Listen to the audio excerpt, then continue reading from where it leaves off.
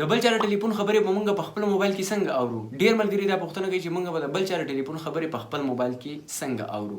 نن زه تاسو ته یو ډېر سمپل کار ښایم. دا یو کوډ تاسو ته ښکاري. د دې کوډ په مدد سره تاسو کولی شئ چې د بل چا له ټلیفون خبرې په خپل موبایل کې واورئ. خو دا هیڅ داسې نه ده چې دوه کسان به خبرې کوي او ته به د هغو خبرې په خپل موبایل کې اوري. د دې سیټینګ استعمال باندې ځان پوه کړئ. ډېر ملګري بیا په دې کې خطا کېږي. کله هم چې تاسو دا کوډ ډایل کو مکمل سیټینګ وکړو د یو موبایل سره، نو بیا چې کله هم هغه موبایل ته څوک ټلیفون کوي نو هغه ته به هلته نه ځي او دغه به صرف بیا تا چې کوم نمبر ورسره کنیکټ کړی وي یا د خپل نمبر کنیکټ کړی وي او ته وایې چې زه دغه ټولې خبرې واورم، نو هغه ټول کال به تا ته راځي. یعنې ته صرف بیا دا پته کولی شي چې دې موبایل ته څوک ټلیفون کوي، د کم نمبر نه ټلیفون راځي، کم نمبر نه کال راځي. خو دا هرګز نشي کولی چې هغه به دواړه خبرې کوي او ته به یې دلته هغه خبرې اورې. داسې چېرته هم نه کېږي. نو زه ټول ترې کار ته ښیم دا کوډ به تاسو څنګه استعمالوئ او تاسو به څنګه دا نمبر د بل سره کنیکټ کوئ چې بیا تاسو ته پته لګي چې دې نمبر ته څوک ټلیفون کوي.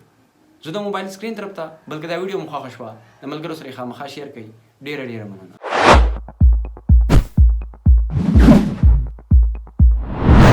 اوس دوستانو ګورئ دغه کوډ به موږ څنګه استعمالو چې موږ پې د بل چا کوم د ټلیفون خبرې چې په خپل کې اورو. خو اصل کې موږ د بل چا خبرې داسې نشو اورېدی چې هغه دواړه کسان مشغولېږي موږ دغه خبرې اورو، بلکې داسې به کېږي چې هغه کس ته څوک هم ټلیفون کوي نو هغه به زموږ دې موبایل ته راځي چې موږ کوم موبایل کوم نمبر کنیکټ کړو نو هغه بیا دې ته راځي. اوس فار اګزامپل دا موبایل دی ما سره، صحیح ده؟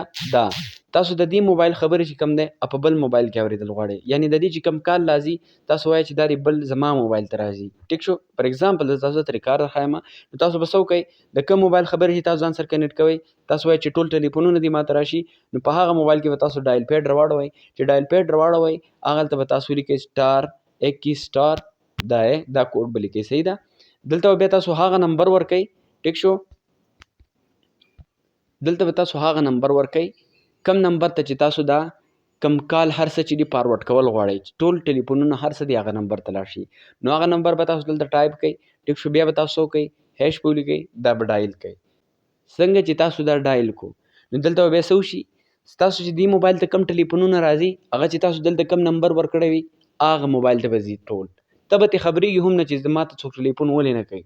تا سره چې څومره کنټیکټ وي تاسو ته د ناشنا نمبر نه ټلیفون راځي، هر څه نه چې راځي هغه به بیا دغه نمبر ته ټول ځي. صحیح شو؟ یعنې داسې بیا نشي کېدی چې ته به په دې موبایل کې هم خبرې کوې او په هغه موبایل کې به هم ستا خبرې اورېدی کېږي، یا به تا ته دې ته هم کال راځي او هغه موبایل ته به هم کال ځي.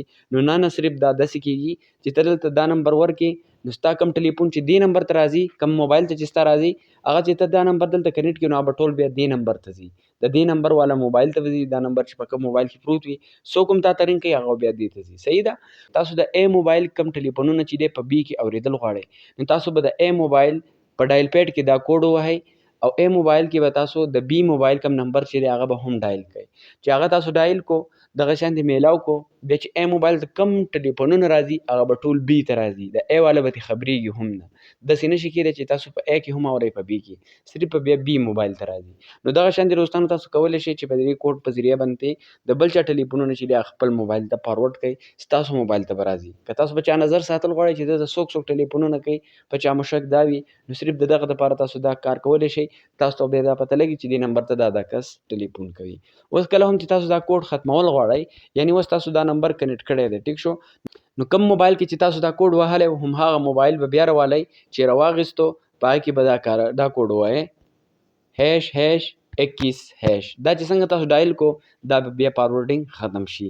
نو دغه شانتې په اسانۍ سره تاسو د یو چا د موبایل خبرې د یو چا د موبایل کوم ټلیفونونه چې دي هغه ځان ته کنورټ کولی شئ، ځان ته یې فارورډ کولی شئ.